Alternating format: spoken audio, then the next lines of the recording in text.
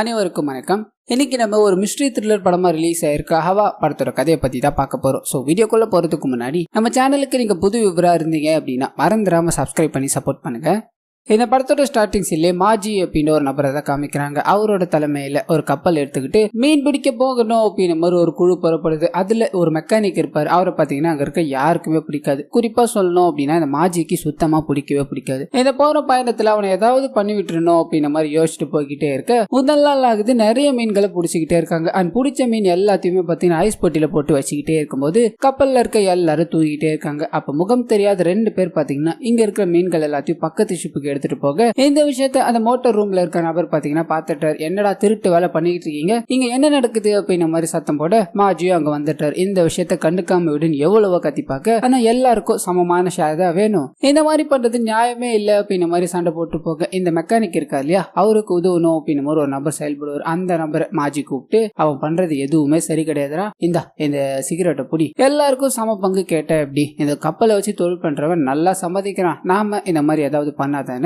அவனுக்கு மோட்டார் ரூம்ல மட்டும்தானே அந்த பையனுக்கு வேலை, நம்ம இங்க கஷ்டப்பட்டு மீன் பிடிச்சிக்கிட்டு இருக்கோம், அப்படி இருக்கும்போது எப்படிடா அவன் சரியான ஷேர் கேட்கலாம் அப்படின்னு மாதிரி இவரோட மைண்ட்ல அந்த நபரை ஏதாவது பண்ணணும் அப்படின்னு மாதிரி தூண்டி விட்டுக்கிட்டே இருக்கு. அப்பதான் பக்கத்துல இருக்க ஆளுங்க எல்லாமே பாத்தீங்கன்னா மழை வேகமா பெஞ்சுக்கிட்டே இருக்கு, போட்ட வலைகள் எல்லாத்தையும் எடுக்கணும் அப்படின்னு மாதிரி வெறித்தனமா வலைகளை எடுத்துக்கிட்டே இருக்காங்க. அப்ப பயங்கரமான வெயிட், என்னடா இது இவ்வளவு வெயிட்டா இருக்கே அப்படின்னு மாதிரி பிரிச்சு அதை ஓபன் பண்ணி பார்க்க இவங்க எதிர்பார்க்காத ஒரு விஷயம் நடக்குது. அதுக்குள்ள இருக்கிறது என்ன அப்படின்னா ஒரு இளம் பெண்ணோட டெட் பாடி. அதை பார்த்தோன்னே இருக்க எல்லாருக்கும் ஒரு மாதிரி ஏற்படுது. என்னடா பொண்ணு கப்பல்ல வந்திருக்கா, இது சரியான சகுனமே கிடையாது, ஆனா அவ இறந்து போயிட்டா போல தெரியுது, இந்த நடுக்கடல்ல அவ எப்படா வந்திருப்பா, என்ன ஆச்சுன்னே தெரியலையே அப்படின்னு மாதிரி யோசிச்சுக்கிட்டே இருக்க ஒருத்தர் போதையில இருப்பார் இல்லையா, கஞ்சா போதை, அந்த நபர் வராரு. இந்த பொண்ணை பார்க்கும்போது இவரோட கண்ணுக்கு மீன் மாதிரி தெரியுது. என்னையா மீன் இவ்வளவு பெருசா மாட்டிருக்கு, ரொம்ப அதிர்ஷ்டசாலிதான் போலியா நம்ம அப்படின்னு மாதிரி புலம்பு. அங்க இருக்க எல்லாருமே மீனா நல்லா பாருடா, அது ஒரு பொண்ணோட டெட் பாடி, உன் போதை உனக்கு தலைக்கேறிடுச்சு போல அப்படின்னு மாதிரி கலாய்க்கிறாங்க. அப்படியே கட் பண்ண அந்த இளம் பெண்ணோட உடம்பு இருக்கு இல்லையா, அதுல இருந்து சில மூச்சு காத்துகள் வர மாதிரி காமிக்கிறாங்க. இதை பார்த்து அங்க இருக்க எல்லாருக்கும் சம பயம். என்னடா இது, இந்த பணத்துல இருந்து மூச்சு வர மாதிரி சத்தம் கேக்குது,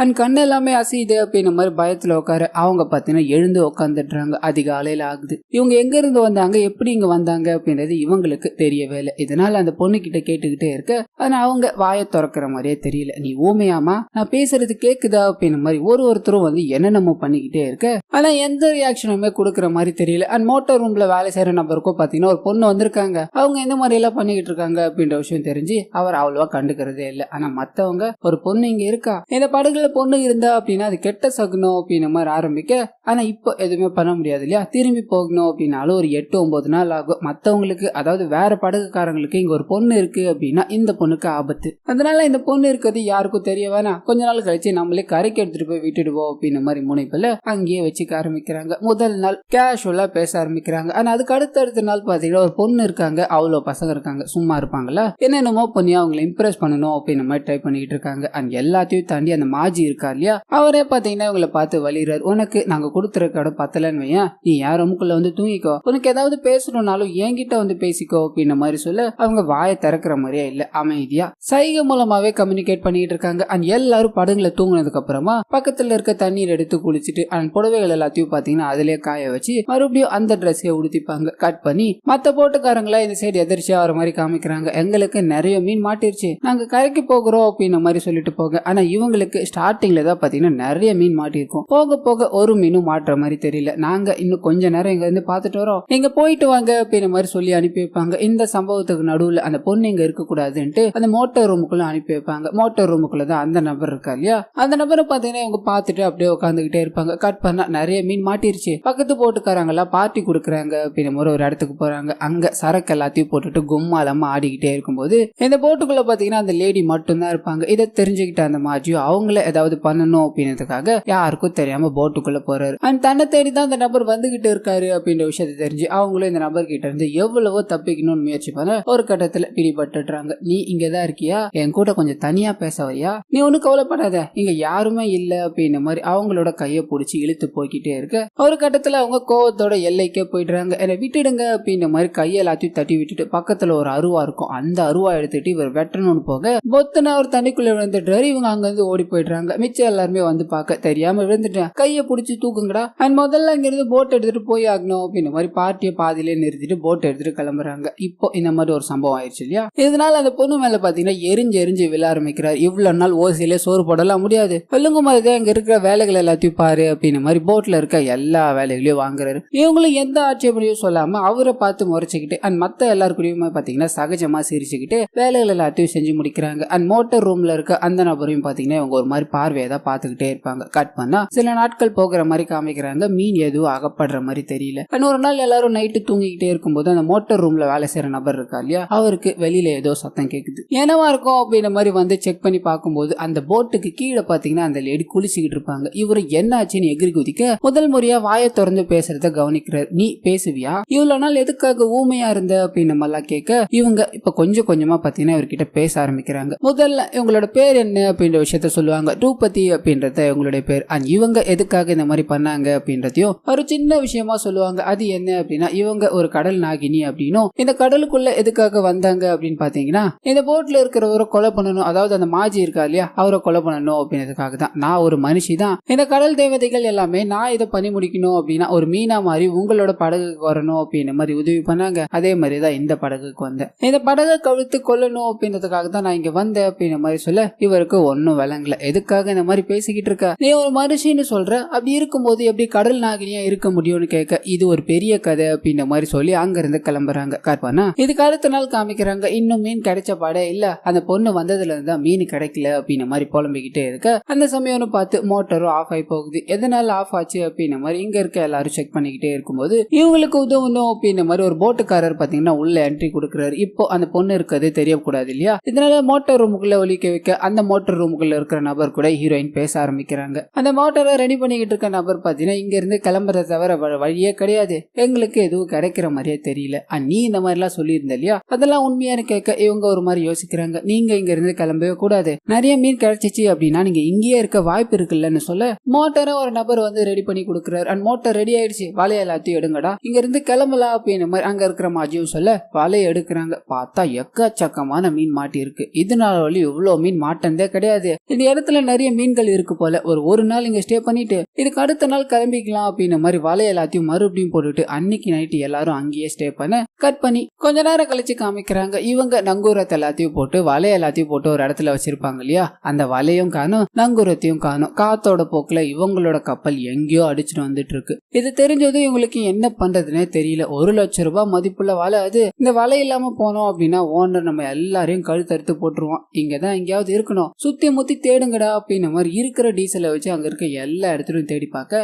ஆனா நைட்டு அப்படின்றதுனால இவங்களுக்கு எதுவும் அகப்படுற மாதிரி தெரியல. இதனால காலையில தேடிக்கலாம், காலி டேங்க் எல்லாத்தையும் தண்ணியில தூக்கி போடுங்க, அது மூலமா கப்பல் ஒரே இடத்துல நிக்க வாய்ப்பு இருக்குன்னு சொல்ல கட் பண்ணி இதுக்கு அடுத்த நாள் காமிக்கிறாங்க. வலையும் தொலைஞ்சு போச்சு, நங்கூரமும் தொலைஞ்சு போச்சு இல்லையா, இதனால என்ன பண்றதுன்னு தெரியாம இவங்க ஒரு பக்கம் தத்தளிச்சுக்கிட்டு இருக்க அந்த லேடி இருக்காங்க இல்லையா அவங்க இது எல்லாத்தையும் பாத்துக்கிட்டு இருக்காங்க. ஆனா அதே சமயத்துல இவங்களுக்கு பிடிச்ச அந்த மோட்டார் ரெடி பண்ற நபர் இருக்கா இல்லையா அவரையும் பார்த்து அவர் மேல காதல் கொள்ள ஆரம்பிக்கிறாங்க. இப்படி இருக்கும்போது தான் அந்த கப்பல்ல பாத்தீங்கன்னா டீசல்லாம் இருக்கும் இல்லையா, டீசல் ஓட்டை விழுந்து ஒழுகிட்டு இருக்கு அப்படின்ற விஷயம் தெரிய வருது. ஓடி போய் பார்க்க இவங்க கிட்ட இருந்த மொத்த டீசலும் பாத்தீங்கன்னா ஒழுகி போயிருச்சு. அந்த மோட்டார் ரூம்ல இருக்க அந்த நபரை பிடிச்சி கேட்கும் போது நான் உங்க கூட பாய்மரம் கட்டணும் அப்படின்ற மாதிரி வந்தேன், எனக்கு என்ன தெரியும்னு சொல்ல அவங்களுக்கு இப்ப என்ன பண்றதுன்னே தெரியல. திரும்பி போகலான்னு பார்த்தா கூட அதுக்கும் வழி இல்ல, எடுத்துட்டு வந்த பொருளையும் மொத்தமா தொலைச்சு போயிட்டோமே அப்படின்னு ஒரு பெரிய பாய்மரத்தை கட்டி காத்தோட திசையை நோக்கி போக ஆரம்பிக்கிறாங்க. அந்த போட்ல இருக்க மத்த எல்லாருமே பாத்தீங்கன்னா அந்த பொண்ணு நம்ம போட்ல ஏறினதுக்கு அப்புறமா தான் ஒரு மீனும் மாட்டல, ஒரே கெட்ட சகுனமா இருக்கு, பெண்கள் போட்ல ஏறக்கூடாது அப்படின்ற மாதிரி இருக்கு இல்லையா, அதை தாண்டி அந்த பொண்ணு நம்ம போட்ல வச்சிருக்கிறதாலதான் இவ்வளவு பிரச்சனை அப்படின்ற மாதிரி சொல்லி அந்த பொண்ணை பிடிச்சி தனிக்குள்ள தள்ளணும் அப்படின்ற மாதிரி எல்லாரும் முடிவெடுக்கிறாங்க. அண்ட் மாஜியும் பாத்தீங்கன்னா அவங்களை வெட்டி வீசணும் அப்படின்ற மாதிரி வெறியில நின்னுகிட்டே இருக்க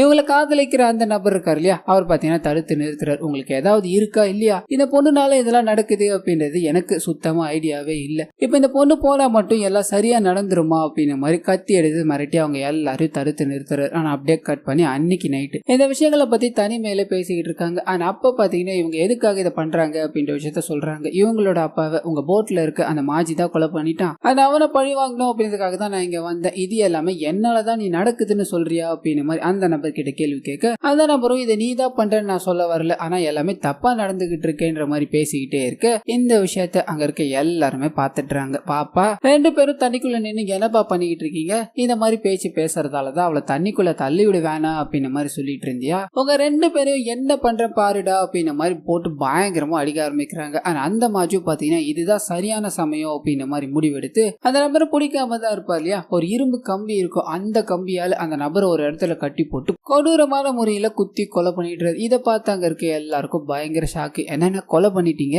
இதெல்லாமே தப்புன்னு அப்படின்ற மாதிரி பேசிக்கிட்டே இருக்க இந்த சைடு அந்த லேடி இருக்காங்க இல்லையா, தான் காதலிச்சவனை கண்ணு முன்னாடியே கொலை பண்ணிட்டாங்களே அப்படின்ற மாதிரி பயங்கரமா கத்தி அழுகுறாங்க. அங்க இருக்க எல்லாருமே அந்த இறந்து போற நபரை பார்க்கணும்னு வர இந்த லேடி அங்க இருந்து காணாம போயிடுறாங்க. இதை தெரிஞ்சுக்கிட்ட மாஜு அவ இங்கதான் எங்கேயாவது இருக்கணும், அவளை தேடி கண்டுபிடிங்கடா அப்படின்ற மாதிரி ஃபுல்லா தேடி அலைய ஆரம்பிக்கிற, எங்கேயும் கிடைச்ச மாதிரி தெரியல. இதனால அவ தண்ணிக்குள்ள குதிச்சிட்டா போல அப்படின்ற மாதிரி முடிவு பண்ணிடுறாங்க. இன்னொரு சைடு இந்த சம்பவத்துல பாத்தீங்கன்னா ஒரு நபருக்கு குத்துப்பட்டிருக்கும், அவ ரத்தத்தால துடிச்சுக்கிட்டே இருக்க மிச்சம் எல்லாருமே கொஞ்சம் அமைதியாயிருடா, என்ன பண்றதுன்னு எங்களுக்கே தெரியல, இப்ப எப்படி வீடு போகுதுன்னு தெரியல அப்படின்ற மாதிரி புலம்பிக்கிட்டு இருக்காங்க.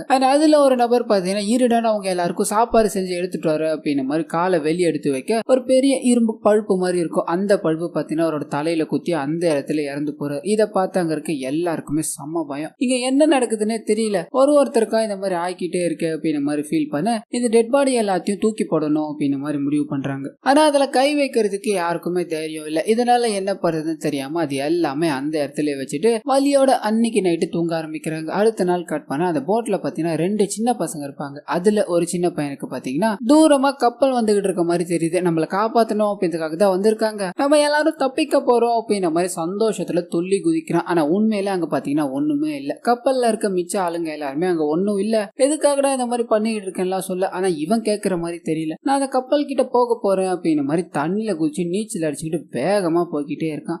பின்னாடி இன்னொரு பையனும் அவனை தடுக்கணும் அப்படின்றதுக்காக முயற்சி பண்ணிக்கிட்டே இருக்க ஒரு கட்டத்துல அவனை எதுவுமே பண்ண முடியாம போயிருச்சு. அந்த பையனும் நீச்சல் அடிச்சுக்கிட்டு ரொம்ப தூரம் போயிடுறான், ஒரு கட்டத்துல காணாமலே போயிடுறான். இதனால காப்பாத்த போன பையன் பயங்கர சோகத்தோட ரிட்டர்ன் வந்து பார்க்கும்போது ஒரு நபர் பாத்தீங்கன்னா ஐஸ் எடுக்கிறான்னு போய் அந்த இடத்துல இறந்து போய் கிடப்பாரு. இதை பார்த்ததோ இந்த போட்ல ஏதோ ஒரு அமானுஷமான விஷயம் நடக்குது அப்படின்ற மாதிரி கன்ஃபார்ம் பண்ணிடுறாங்க. இதையும் தாண்டி வேற ஒண்ணு நடக்கும், பாய்மரம் கட்டி இருந்தாங்க இல்லையா, அதுவும் உடஞ்சு விழுந்து போயிடுச்சு. இப்போ கப்பல் நகர வேற வழியே இல்ல. இதனால என்ன பண்றதுன்னு தெரியாம பயங்கர அப்செட்ல இருக்கும்போது தான் அடிப்பட்ட ஒரு நபர் இருக்கா இல்லையா, அவர் புலம்ப ஆரம்பிக்கிறார். எல்லாமே அந்த மாஜியால தான் வந்தது, அவனை தூக்கி கடலுக்குள்ள போட்டீங்க அப்படின்னா நம்ம தப்பிக்க வாய்ப்பு இருக்குடா அப்படின்ற மாதிரி புலம்பிக்கிட்டே இருக்க மாஜி கடுப்பாயிட்டார். உனக்கு அவ்வளவுதான்டா மரியாதை அப்படின்னு ஒரு குச்சி இருக்கும், இரும்பு குச்சி, அதை எடுத்துட்டு போய் படுத்துக்கிட்டு இருக்க, அதாவது வலியால துடிச்சுக்கிட்டு இருக்க அந்த நபரை பத்தினா குத்தி கொலை பண்ணிட்டாரு. இதை தடுக்கணும்னு வந்து இன்னொரு பையனையும் அந்த இடத்துல குத்தி போட மிச்சம் இருக்கிறது அந்த போட்ல 2 பேரு தான், மாஜி அண்ட் இன்னொரு நபர்.